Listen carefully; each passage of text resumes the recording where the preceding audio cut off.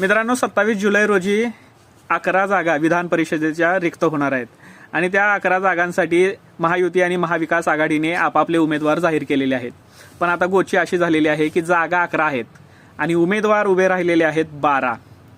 आता यामुळेच मतदान उद्या होणार आहे 12 जुलै रोजी आणि उद्या कळेल की कोणत्या उमेदवाराचा पचका झालेला आहे. म्हणजेच काय तर महायुतीचा उमेदवार पडणार का महाविकास आघाडीचा उमेदवार पडणार हे आपल्याला उद्या कळेल. आणि यासाठीच भाजप असेल, राष्ट्रवादी काँग्रेस असेल, शिवसेना असेल, या सर्वांनी त्यांच्या आमदारांना 5 स्टार हॉटेलमध्ये बंद करून ठेवलेलं आहे. फक्त राष्ट्रवादी शरद पवार गट सोडता बाकी सगळ्या पक्षाच्या आमदारांना मोठमोठ्या 5 स्टार हॉटेलमध्ये मेजवानी चालू आहे. कारण त्यांचं मत फुटू नये असे त्यांना वाटतंय.